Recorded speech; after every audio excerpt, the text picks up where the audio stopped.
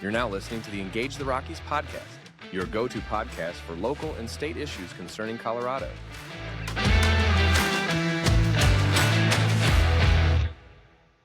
Hello, Rockies. This is Sarah Jane Maroney, your host, and welcome to our week in review. This is the final week in February of 2025. First up, Democratic Senator Sonia Jaquez Lewis has resigned. That was as of the 18th of February. She posted on Facebook. And she was currently under an ethics investigation for her treatment of legislative aides. Democratic leadership had actually banned her from serving on any committees this session because she was under review from the ethics investigation for treatment of her legislative aides. They were supposed to release the findings, and she tendered her resignation prior to that. So a vacancy committee needs to be formed. This doesn't matter whether it's on the Republican side or the Democrat side. Once the committee is formed, and former Senator Jaquez Lewis was from District 17, which covers Boulder, a little bit of West Broomfield. So there would be a chair, a vice chair, and a secretary for that group. And then any party members that are interested in candidates would be presenting themselves, and they would hold rounds of voting until a particular candidate secures a majority. And then they would serve 2 years. That's what is left on former Senator Jaquez Lewis's term. And then if they wish to run for re-election, they would have to run again.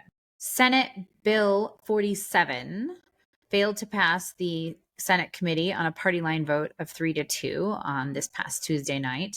And this is the bill that was backed by the El Paso County Sheriff and the Teller County Sheriff, and talks about the ability for the sheriff's officers to interact with ICE. Sheriff Roybal released a statement. I'll read it to you. Quote, "I am deeply disappointed in the Colorado State Legislature's lack of commitment to public safety in Colorado.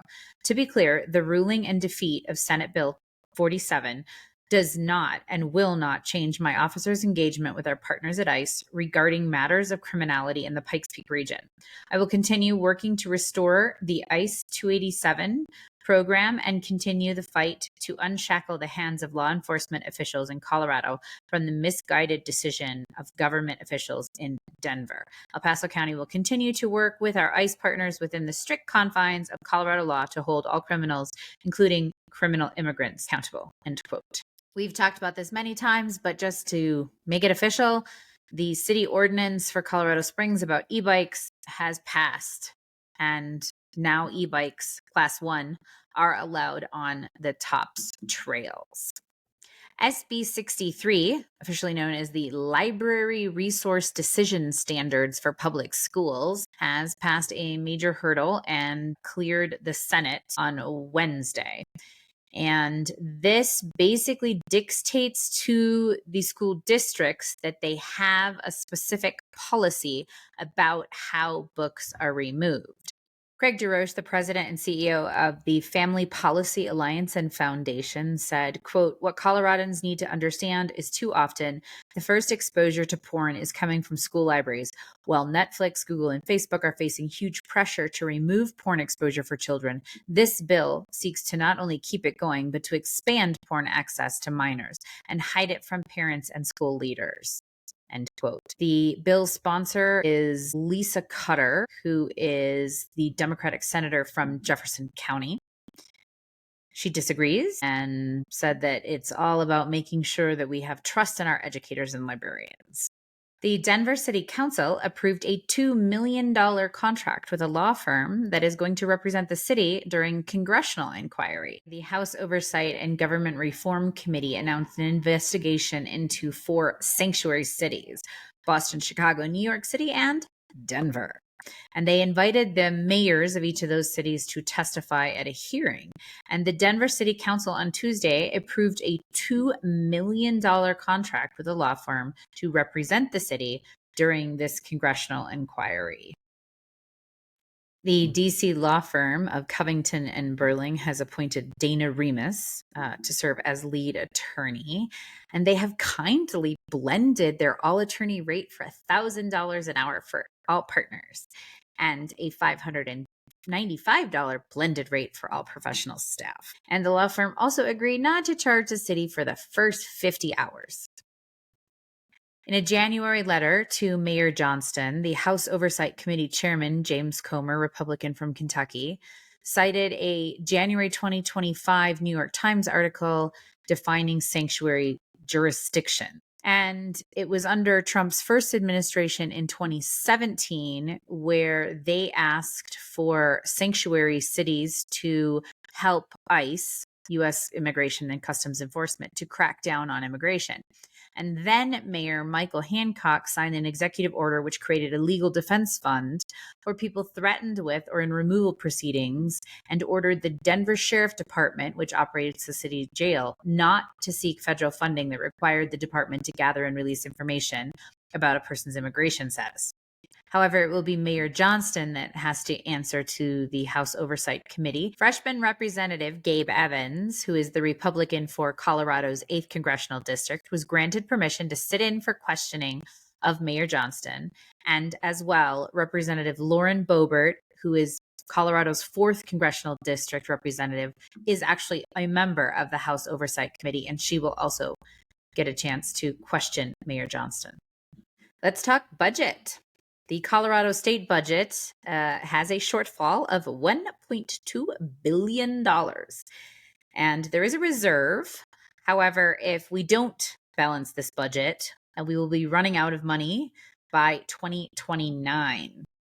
There are 6 lawmakers that are on the JBC, the Joint Budget Committee, and the state senator, Barbara Kirkmeyer, pointed out that the state has added 7,000 full-time employees and 17 new state offices in the last 6 years alone. 2 of the biggest budget drivers, one is Medicaid, the other is K-12 education, and so that's basically 2/3 of the budget. And they were digging around trying to figure out, how can we cut this? What can we do? How can we get this balanced? And this article talks about Senator Kirkmeyer found $20 million in unspent general fund allocations from previous years. The money was deposited into a cash fund primarily used for renovations at the Capitol. The legislature cash fund was approved by lawmakers more than a decade ago. And State House Speaker Julie McCluskey says they are planning to return more than $4 million from the cash fund to the general fund.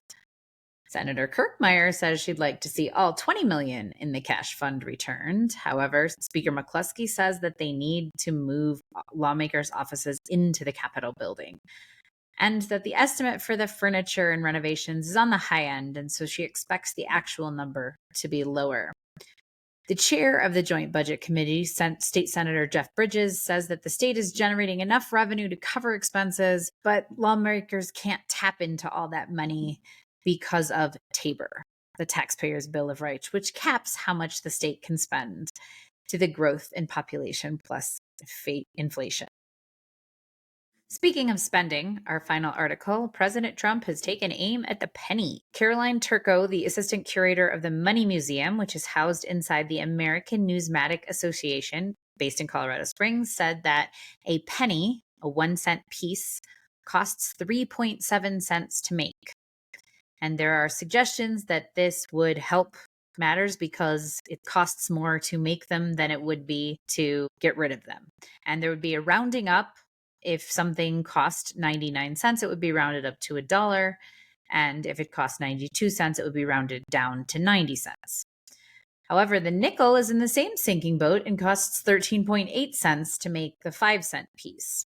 Obviously, only cash transactions would be affected if the penny was abolished, because electronic payments can still be for 99 cents. It was actually DOGE, the Department of Government Efficiency, that posted on X last week that the 2023 fiscal year topped $179 million for printing pennies and circulating pennies. It's kind of confusing, though, as to who would decide this, because some people say that it's going to require an approval from Congress, and yet others point to the official codification of the general and permanent federal statutes, where the congressional document says that the Secretary of the Treasury shall mint and issue coins in an amount the Secretary decides are necessary to meet the needs of the United States. So that sounds like Secretary of Treasury could make that decision. We'll have to see if the penny sticks around.